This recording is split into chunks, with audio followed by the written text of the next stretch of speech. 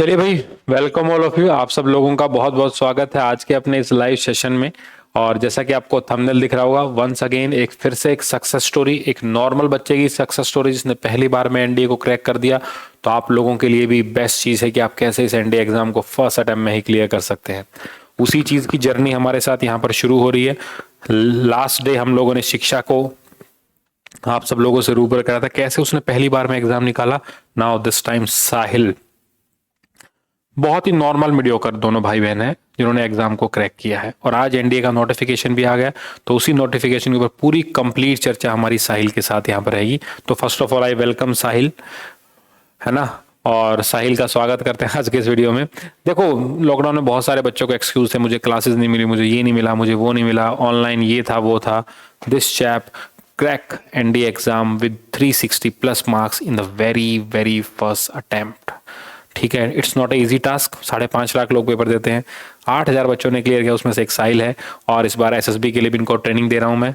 और आप लोगों का रिजल्ट आपको पता चले ही जाएगा जब ये बच्चा रिकमेंड होगा। फोटो खींच डालूंगा, आप लोगों के साथ शेयर करूंगा। एक आम बच्चे को आगे बढ़ाने का निर्णय है डिफेंस गुरुजी का, उसी के साथ हम लोग आगे काम कर रहे हैं। नाउ साहिल से जानेंगे कहाँ से क्या है, एक पूरा इंट्रोडक्शन हम साहिल से लेंगे, ठीक है। और क्या इसकी स्ट्रेटजी, क्या इसके व्यू पॉइंट हैं अलग अलग सब्जेक्ट को लेकर, फिजिक्स कैसे पढ़ें, सारे डाउट। तो प्लीज इस वीडियो को लास्ट तक जरूर देखिएगा। चलो भाई, सबसे पहले welcome Sahil. Thank you sir. कैसा फील कर रहा है बॉस? एक्साइटेड फील कर रहा हूँ sir. Yes sir. Real PUBG और 1-to-1 पबजी, है ना, जो हम मोबाइल में खेलते हैं और वही हमें बॉर्डर पर जाके करना है, तो it feel very exciting. Yes sir, goosebumps आते रहते हैं। गूज़बम्स आते रहते हैं, मोटिवेशन रहता है। ग्रेट यार। नाउ टेल मी, अपने बारे में बताओ, कहाँ से हो, किस जगह से हो भिवानी में? जैसे आप सब लोग जानते होंगे कि मेरा नाम साहिल है, तो मैं अभी सेक्टर 13 भिवानी से बिलोंग करता हूँ। यहीं पे अभी हमारा रेजिडेंस है कुछ सालों से। और अब आज अभी मेरा एनडीए एग्जाम क्लियर हुआ है, तो वही तो एक्साइटमेंट है। अभी एसएसबी की फुल तैयारी कर रहा हूँ। एसएसबी की हाँ। जोश चढ़ता है। यस सर, बिल्कुल। चलो सबसे पहले वेलकम करते हैं भाई। हेलो एवरीवन, ठीक है, सबसे पहले आप लोगों का बहुत बहुत स्वागत है, ठीक है। और अभी बारी बारी से एक एक चीज के ऊपर साहिल बेटा आराम से बताना है, ताकि एक नॉर्मल बच्चा भी अपनी स्ट्रेटजी को वहां से तैयारी करके स्टार्ट करे। हमारे ऑफलाइन बैचेस ओपन है, आप लोग आके ज्वाइन कर सकते हैं। First of all have a sit, यार बैठ जाओ। सबसे पहले वो चीज है कि डेली रूटीन कैसा होना चाहिए। First thing is what? Daily routine. भाई डेली रूटीन क्या हो, तो सबसे पहले मॉर्निंग में जान लेते हैं। साहिल कितने बजे उठे बेटा? सर मेरा तो 4 बजे है। 4 बजे मैं अप्रोक्सली उठ जाता हूँ। और 4:30 तक फ्रेश हो गए घूमने के लिए? यस सर, घूमने के लिए चला जाता हूँ, रनिंग और साथ में एक्सरसाइज, या और कई बार बैडमिंटन भी खेल लेता हूँ। सुबह के लिए मतलब 4 बजे अगर आप उठ रहे हो तो बहुत बढ़िया। मैं आपको बोलता हूँ आप 5 बजे उठिए, 5:30 आप ग्राउंड पर पहुंचिए। 1 घंटा कम से कम होना चाहिए। रिफ्रेशमेंट बहुत जरूरी है यार, माइंड का refreshment is very important boss, ध्यान रखना। और जैसा कि आपका अभी स्कूल जस्ट फिनिश हो गया था, उसके बाद आपने अटेम्प्ट दिया था, तो अभी इनका जो एग्ज़ाम था नवंबर में, वो थोड़ा सा डिले हो गया था। आपको टाइम भी बहुत मिल गया था एग्ज़ाम निकालने के लिए, तो फाइनली जो मेहनत थी वो काम आई। तो रिटर्न और एसएसबी के लिए अब आप रिटर्न तो आप निकाल चुके हो, बारी एसएसबी की है। लेकिन उससे पहले सेल्फ स्टडी मेन चीज़ है। कितने घंटे तुमने, चलो यहाँ पर तो 4 से 4.5 घंटे क्लास है, उसके बाद घर पे कितने घंटे? मेरा मैक्सिमम तो 2 आवर्स था, लेकिन वही बात है, जितना मन करे उतना ही पढ़ना चाहिए। क्योंकि बाद में वही है कि अगर आप किताब खोल भी लोगे और मन नहीं है तो साइड में ही ध्यान रहेगा, और इसका फिर कुछ फायदा भी नहीं होगा। इसलिए अपने एक टाइम, फोकस टाइम करो कि हाँ मुझे इतना पढ़ना है, लेकिन फुल कंसंट्रेशन के साथ, चाहे कम पढ़ो, वही फायदेमंद रहेगा। तो सबसे मेन क्वालिटी मैटर। बहुत सारे लोग कहते हैं 5 घंटे पढ़ना जरूरी, 10 घंटे पढ़ना जरूरी है। आईएएस नहीं बनना है यार। NDA is a mix up of jugaad. Math में क्या अच्छा है, इंग्लिश में क्या पढ़ें, फिजिक्स में कौन कौन से टॉपिक पढ़ें, जीए में क्या पढ़ें, है ना। देखो दोनों बच्चों के लिए दिक्कत है। साइंस बैकग्राउंड है तो उसके लिए मैथ एडवांटेज है, अगर नॉन साइंस बैकग्राउंड उसके लिए जीएटी एडवांटेज है। तो एडवांटेज सबके लिए है, बस उठाने वाला कोई ना कोई होना चाहिए जो उसको बेटर तरीके से उठा पाए। सबसे पहले आप मेरे पीछे इंट्रोडक्शन देख रहे हैं। 120 question in maths, each question carry 2.5 marks, तो 300 नंबर का हो गया। फिजिक्स में 50 क्वेश्चन है, 200 नंबर के। और जीएटी दैट मीन्स 100 क्वेश्चन हो गए। फिजिक्स से आ गए 25 क्वेश्चन आपके। Then 75 question is from chemistry, biology, history, geography, polity, eco, current affair. इन सबसे इतने सारे क्वेश्चन है, ठीक है, तो सबसे पहले हम लोग डिस्कस करना चाहेंगे, आप नॉन मेडिकल से हैं साहिल, है ना? तो मैथ से डर नहीं लगा कि यार 11 12 साला एक साथ पढ़ना है, कहीं ना कहीं मैं फेल ना हो जाऊं, सिलेबस बहुत है, पाथ फाइंडर इतनी मोटी किताब देख ली, कैसे पार करूं? मैं आपको रियलिटी बता रहा हूं बच्चों, मैंने आज तक ऐसा कोई कैंडिडेट नहीं देखा जिसने पाथ फाइंडर का हर एक पेज देखा हो। पढ़ने की बात दूर की बात है, हर एक पेज देखा हो। ऐसा लगा कुछ? नो सर, कोई भी मेरे हिसाब से भी, मैं भी नहीं हूँ खुद कि जिसने मतलब हर एक पेज पलटा हो। वही बात है, हमें हार्ड एनडी एग्जाम है, एग्जाम रिटन एग्जाम के लिए हमें हार्ड वर्क नहीं करना, स्मार्ट वर्क करना है। ये देखना है कि कौन सा टॉपिक हमें आता है तो उसकी प्रैक्टिस, और हमें कौन सा छोड़ना है ये भी तैयारी रखनी होती है। कि सिलेबस है वही है, हिस्ट्री होगी, जियोग्राफी होगी, इतना वास्ट सिलेबस है, कंप्लीट नहीं होगा 3 महीने में। फिजिक्स है, फिजिक्स का भी बस सिलेबस होता ही जाएगा। हमें यही है कि स्मार्ट वर्क की ज़्यादा मेन रहेगा। सबसे पहले तो नाउ टॉपिक है आपको माई स्ट्रेटजी। तुम्हारी क्या स्ट्रेटजी रही है साहिल कि तुमने पहले अटेम्प्ट में इतने अच्छे मार्क्स, 360 प्लस मार्क्स, मतलब 40% अगर आ गए तो मेरिट आउट कोई नहीं होता है, तो आपकी क्या स्ट्रेटजी रही? मैंने मैथ्स को पहले मेरा फोकस मैथ्स पे था, मेरा नॉन मेडिकल बैकग्राउंड था, मैथ्स बैकग्राउंड है, तो मैथ्स में मेरी अच्छी पकड़ थी पहले से ही।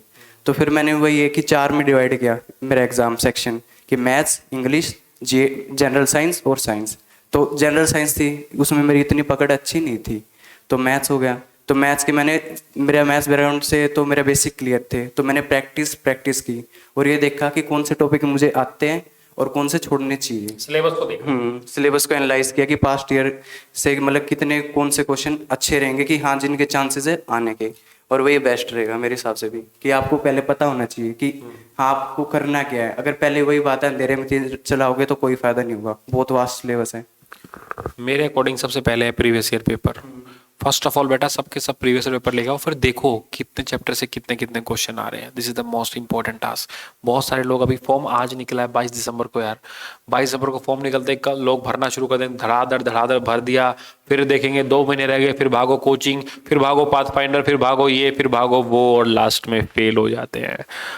हम लोग एग्जाम सेंटर के बाहर थे गुरुग्राम में, तो मुझे लग रहा था कि बहुत सारे बच्चों को सिर्फ एनडीए का फुल फॉर्म पता है, नेशनल डिफेंस एकेडमी, पढ़ना कोई नहीं चाहता है। फॉर्म हर कोई भरता है साहिल, 5 लाख प्लस फॉर्म यार, मैनेज बहुत मैटर करता है। 8,000 बच्चे के लिए कर पाए, है ना? It's very very tough task, right? All right. सबसे पहले मैथ को हम 2 पार्ट में डिवाइड करते हैं, 11th और 12th। 10th और 11th। अच्छा 11 12 अलग। चलो सबसे पहले हम मेन फोकस 11th और 12th को देखते हैं।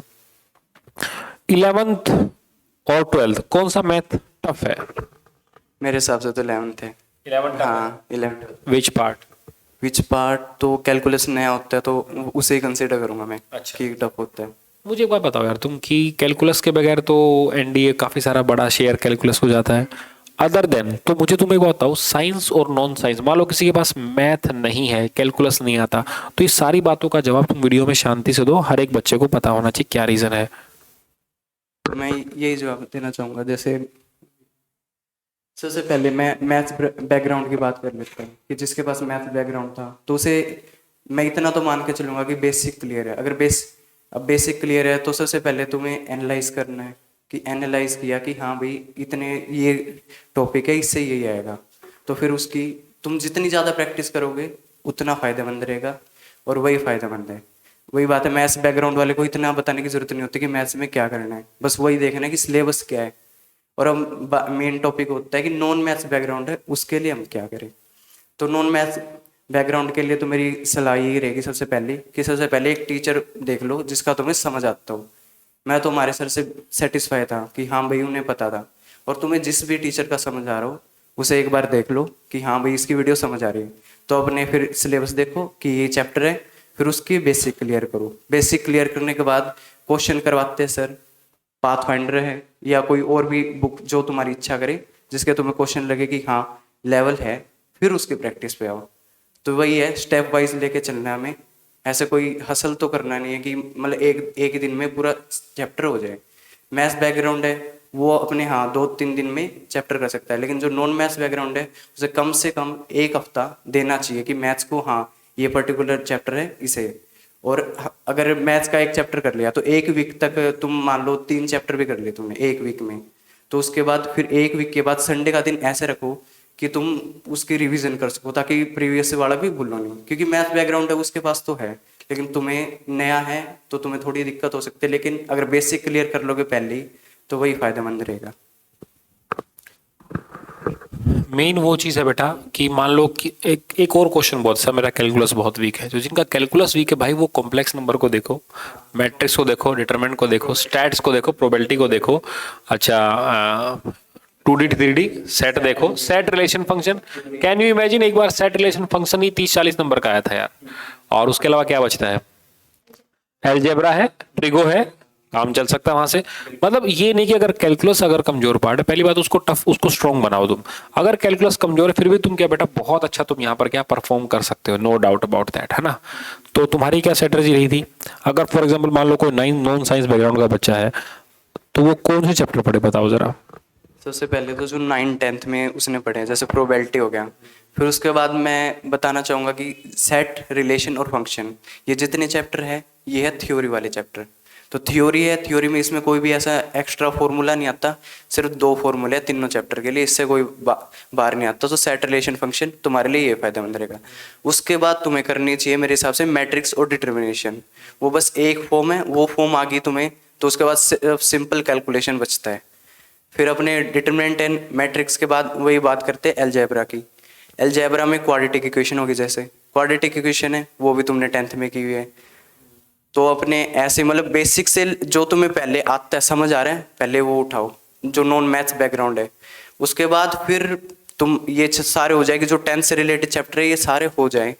उसके बाद हमें जाना चाहिए कैलकुलस पार्ट पे, क्योंकि वो बिल्कुल नया होता है। कैलकुलस में होगा डिफरेंशिएशन, इंटीग्रेशन, लेकिन डिफरेंशिएशन में भी मैं एक ही ट्रिक देना चाहूँगा, पावर, बेस, एंगल। वही फायदा रहेगा, सबसे पहले पावर का करो, फिर बेस का करो, फिर एंगल का करो। यही अगर तुमने इसी पे ध्यान दे लिया तो तुम्हारी होगी डिफरेंशिएशन लगभग। और उसके बाद हमारी सबसे फेवरेट है ट्रिग्नोमेट्री, जो 10th में भी है, 11th में भी है, 12th में भी है। 12th में बस ये हो जाता है कि इन्वर्स और हो जाता है उसका। लेकिन 10th की अगर तुम्हें बेसिक बिल्कुल क्लियर है, 10th की तो ट्रिग्नोमेट्री है, उसे तुम ऐसे कर लो कि एनसीईआरटी, मैं कोई और बुक कहूँगा नहीं 10th के लिए कि एनसीईआरटी बेस्ट बुक है। एनसीईआरटी के एग्जाम्पल, एक्सरसाइज है, उसके बार बार रिपीटिशन करो, तुम्हें अपने आप क्लियर हो जाएगी ट्रिग्नोमेट्री। ट्रिग्नोमेट्री वही है, क्या एक ट्राइंगल है, उसका बेस हो गया, परपेंडिकुलर हो गया, हाइपोटेन्यूज हो गया, बस इसी 3 चीज़ों में घूमता रहिए तुम्हारी बातें। और तुम्हें कोई ज़रूरत नहीं है कि एक्स्ट्रा ये फॉर्मूले होते, फॉर्मूले अपने आप बनेंगे अगर तुमने एक बार क्वेश्चन की प्रैक्टिस कर ली तो। तो भाई तुमको डाउट क्लियर हो गया मैथ में कौन कौन से चैप्टर पढ़ने हैं। I think NCERT is the best book यार। आज भी डायरेक्ट क्वेश्चन आते हैं, तुम कहाँ दाएं बाएं घूमे फिरते हो, इतने अजीब अजीब देखने की जरूरत नहीं है। कोई पता नहीं कौन सी कोई आर डी शर्मा लेके आ रहा है, कोई कुछ लेके आ रहा है, भाई एनसीईआरटी से सवाल आते हैं। हाँ, टाइम वेस्ट के अलावा कुछ नहीं होगा। अपनी फीलिंग को काबू में रखना है, और ज्यादा इधर उधर देखोगे फिर टाइम निकल जाएगा। अभी टाइम बहुत लिमिटेड है तुम्हारे पास। Next portion is English portion. अब वकैब और ग्रामर 2 पार्ट है, बिना वकैब के तो पास हो ही नहीं सकते हो। तो वकैब कैसे याद करनी चाहिए, कौन सी किताब फॉलो करनी चाहिए बच्चों को? किताब तो मैं कुछ कहूँगा ही नहीं, कि नोट्स हैं, नोट्स है, या अगर तुम्हें फिर भी मन कर रहा है कि कोई बुक ले आओ तो तुम पहले जाना बाजार में, एक बार देखना कि हाँ किस में वर्ड्स ज़्यादा हैं, और साथ में उसके एंटोनियम और सिनोनियम दे भी रखे। जैसे एक वर्ड, फिर उसके बाद उसके सिनोनियम, उसका मतलब और फिर एंटोनियम। बेस्ट तो मेरे हिसाब से ये रहेगी कि जिस बुक में ये फॉर्मेट दे रखा हो। हमारे सर थे, उन्होंने भी नोट्स ऐसे दिए। तो डेली, और वो कैब का एक और टेक्निक यही है कि कनेक्शन बनाओ, कनेक्शन बिना बनेंगे नहीं। जैसे मेरी बहन ने भी कल बताया था, हाँ राइमिंग स्कीम ही हमारे लिए फायदेमंद रहेगी वो कैब के लिए। डेली लाइफ में यूज करो, अपने फ्रेंड्स के साथ कई बार ऐसे कहते हो, जैसे वो नए वर्ड यूज करने की ट्राई करो। वही नहीं कि इंग्लिश है, सिंपल इंग्लिश यूज छोड़ दो, एक बार ट्राई करो कि हाँ जैसे डिस्ट्रॉय है, डिस्ट्रॉय की जगह तुम एनिहिलेट कर सकते हो। ऐसे नॉइस की जगह तुम ब्लाटेंट भी कर सकते हो यूज, जैसे ऐसे वर्ड्स। सबसे मेन तो क्या है ना बेटा, सबसे पहले प्रीवियस ईयर की वकैब देखो, तुम्हें आइडिया हो जाएगा कि कौन कौन से क्वेश्चन आ रहे हैं। और मैं एनडीए वालों से कहना चाहता हूँ कि जो सीडीएस में वकैब आती है उसको जरूर कर लो, क्योंकि एनडीए में वकैब रिपीटेड आती है। केमिस्ट्री पूरा रिपीट है, बायोलॉजी पूरा रिपीट है, ऑप्शन भी रिपीटेड है। जो वकैब करो उसके ऑप्शन जरूर देखो, क्योंकि एक वर्ड के साथ 4 वर्ड तुम और भी फेस करो तो you will gate 5 words from a single question. तो बार बार प्रैक्टिस तुम्हें क्या आपको आगे लिया। ग्रामर की बात करूं, सिंपल टेंस, प्रेपोजिशन, आर्टिकल, कुछ चैप्टर पढ़ लो, कंजक्शन पढ़ लो, और नाउन प्रोनाउन जो सिंपल होते हैं, एडजेक्टिव, ये बेसिक चैप्टर है यार। ज्यादा अंग्रेज नहीं बनना है अपने को, ये प्रैक्टिस करो बस एरर की, बार बार practice again and again, you will get definitely very. Sentence का फॉर्मेट देखो, बहुत अच्छे से तुम वहां पर क्या काम कर सकते हो यार। तुम एक बार आग तो लगाओ, बहुत कुछ अच्छा वहां पर क्या होने वाला है अगर आप लोग ढंग से काम कर रहे हो तो। Now move on to next chapter. अब भाई ये जनरल साइंस, ये बड़ा खतरनाक चीज है यार। बहुत सारे लोग खासकर साइंस बैकग्राउंड वाले से बहुत चिढ़ते हैं, नींद आती है बच्चों को क्लास में, है ना। अब बात करते हैं geography, high scoring portion. Indian geography में रिवर्स को पढ़िए आप, हिमालय को पढ़िए आप, बेसिक इंट्रोडक्शन से यार, longitude latitude as it is question अपने नोट्स में से डायरेक्ट बेटा। वर्ल्ड ज्योग्राफी में आप सोलर सिस्टम को पढ़ सकते हैं, यूनिवर्स, कॉन्टिनेंट्स को देखिए भाई, विंड्स को देखो। इस बार हालांकि विंड्स ने धोखा दिया, महात्मा गांधी ने भी धोखा दिया, लेकिन कोई बात नहीं, आने वाले टाइम में आपको जरूर एडवांटेज मिलेगा। वही बात हिस्ट्री की बात करो तो modern is the must, Gandhi era, governors, viceroy पूरा पता होना चाहिए। मेडिवल बहुत इंपॉर्टेंट है, दिल्ली और मुगल यहाँ पर। एंशिएंट में आप काम चला सकते हो। एंशिएंट में क्या है, एंशिएंट में क्या आप काम जाए, इंडस वैली सिविलाइजेशन कर लो, या फिर बुद्धिज्म, जैनिज्म, पहला कौन लास्ट कौन, ये सारी बातें तुम कर सकते हो यार। पॉलिटी में 5 part, part 1 article 1 1 to 4, 5 to 11 सवाल आते हैं, नेशनलिटी सवाल आता है सिटीजनशिप से। Then sources of constitution, committee of constitution आपको पता होना चाहिए, मेकिंग ऑफ कॉन्स्टिट्यूशन पता होना चाहिए आपको। देन उसके बाद होता है अमेंडमेंट पता होना चाहिए इंपॉर्टेंट, या फिर आपको पता होना चाहिए फंडामेंटल राइट, एक पूछता है उससे डेफिनेटली सवाल आता है। देन आपको पता होना चाहिए उसके अंदर प्रेसिडेंट यूनियन में पता होना चाहिए, चीफ मिनिस्टर, हाई कोर्ट है ना, supreme court, Lok Sabha, Rajya Sabha, basic पता होना, ज्यादा कुछ नहीं पूछता है। और रही बात इकोनॉमिक्स में तो 3 पार्ट है, करेंसी इकोनॉमी, इंटरनेशनल ऑर्गेनाइजेशन, एक सवाल पक्का फंसता है, कहां से किसका हेडक्वार्टर क्या है, 5 ईयर प्लान पढ़ लो भाई, बाकी इकोनॉमिक्स आप छोड़ सकते हो। अच्छा साहिल, करंट अफेयर कैसे तैयार किया? करंट अफेयर में तो मैंने तो प्रेफर किया था पीडी, प्रतियोगिता दर्पण। मतलब अगर मैंने अब भी देखा हो तो उसमें से जैसे हमारे 10 अप्रोक्स आए थे करंट अफेयर से, तो उसमें से भी मैं मान सकता हूँ कि 6-7 थे वो पीडी से ही थे। मतलब अगर तुम कोई और बुक पे जाओ मत, पीडी भी है, हर महीने की एक ही आती है। अब जिस महीने में पेपर, जैसे अप्रैल है, अप्रैल के तुम छोड़ सकते हो, उसके बाकी पीछे लगभग 1 साल के भी अगर तुम पीडी 12 पीडी मान लो कि 11-12 आ जाएगी, तो अगर एक पीडी भी अगर तुम टाइम दो 2 दिन का भी एक पीडी पे, जब भी कवर कर सकते हो, क्योंकि लगती वो मोटी है लेकिन आधे से ज़्यादा उसमें वही होती है सक्सेस स्टोरी, और जो हमारे काम का होता है वो 10-15 पेज ही होते हैं। और अगर तुम 10-15 पेज भी अगर 2 दिन में कर लो तो बहुत अच्छा रहेगा। करंट अफेयर इसी में कवर हो जाएंगे, जैसे मिलिट्री एक्सरसाइजेज, कौन से वेपन खरीदे हमने, इंटरनेशनल ऑर्गेनाइजेशन किसने क्या किया है, स्कीम्स होगी, मतलब जितने भी हमारी कोई फेमस पर्सनैलिटी उसकी डेथ, वही हमारे लिए काम आएगी। और इससे ज़्यादा कोई और उससे ज़्यादा लेवल जाता ही नहीं एनडीए का। फिर आपको वही बात है, यूपीएससी आईएएस की तैयारी करनी है, नहीं एनडीए की करनी है बस। Next move on to science part. Physics 11th-12th का पार्ट आता है, लेकिन इस बार नॉर्मल आया। केमिस्ट्री और बायोलॉजी के बारे में कहूँ तो बेटा ये 10th, और वो भी रिपीटेड, प्रीवियस ईयर पढ़ लो, बहुत होता है प्रीवियस ईयर में क्वेश्चन का तुम सॉल्यूशन देख लो कि तुम्हारा काम चल जाएगा। उसके बाद है फिजिक्स। अच्छा वैसे देखा जाए तो फिजिक्स में कौन सा पार्ट है? रे ऑप्टिक्स इंपॉर्टेंट है, रे ऑप्टिक्स हो गया, मैकेनिक्स हो गया, 2D 3D ये तो है ही हमारे। थर्मोडायनेमिक्स भी इतना मतलब इतना ज़्यादा इंपॉर्टेंट नहीं है, लेकिन तुम उससे भी थोड़ा रह सकते हो। लेकिन 10th के टॉपिक तो मस्ट कर ही लो। 11th-12th में तो यही है, ray optics, 2D 3D, thermo भी कह सकते हो, मैकेनिक्स भी कह सकते हो, और बस यही है। मैकेनिक्स में कवर हो जाता है मोस्टली, तो इससे ज़्यादा की ज़रूरत भी नहीं है अभी। चलिए भाई, तो बहुत ही लाजवाब है, चीज़ें बहुत अच्छी हैं। आप लोग मेहनत करेंगे तो सफलता आपको ज़रूर हासिल होगी, यही मेरा आपसे कहना था एनडीए को लेकर। और साहिल है, आप लोगों की हेल्प करने को हमेशा तैयार रहता है। इन दोनों बच्चों ने मेरे यहाँ से एग्जाम क्रैक किया। अभी आपके साथ बहुत सारी सक्सेस स्टोरी आने वाली है, 1 by 1 करके। एक ऐसे बच्चे भी 4-4 बार निकाल रहे हैं, 3-3 बार निकाल रहे हैं, तो वो लोग भी आप लोगों के साथ आगे क्या शेयर करेंगे कि एक बार पढ़ने के बाद 4-4 बार। बच्चा ढूंढता है महंगी कोचिंग, लाख रुपए दे के आता है यार, यहाँ पर बहुत कम पैसे में। और हमने तो 1 रुपए वाला बैच पढ़ाया था, है ना। कैन यू इमेजिन 1 रुपए वाले से इतने सिलेक्शन निकल सकते हैं, हमने निकाल के दिखाए तुम लोगों को। तो आप लोग तैयार रहो, मेहनत करो, जान लगाओ, हम डेफिनेटली क्या सफलता को हासिल करेंगे। तो बेस्ट ऑफ लक कह दो सब लोग, और सब लोग अपने डाउट जरूर पूछ लेना कमेंट बॉक्स में, साहिल आपको पर्सनली आंसर करेगा। से इंस्टाग्राम है साहिल प्रजापति। हाँ। दिखा दो वापस से। ये कि अगर जैसे कमेंट में तुम्हें शर्म आ रही हो या कुछ टाइप का ज्यादा ही डाउट लग रहा हो कि बच्चे जैसा सवाल है, तो इंस्टाग्राम आईडी वही बात है, कोशिश जरूर करूंगा जवाब देने की। जवाब देने का। देखो कितना अच्छा इसका वर्कआउट है तुम लोगों के लिए, तो मेहनत करेगा। तब तक के लिए जय हिंद, जय भारत, तैयार हो। Yes sir. रेडी और हाँ, साथ में यही कहना चाहूंगा कि जैसे तुम जब भी एनडीए की तैयारी करो तो तुम्हारे पास एक रीजन तो होना चाहिए कि तुम क्यों कर रहे हो।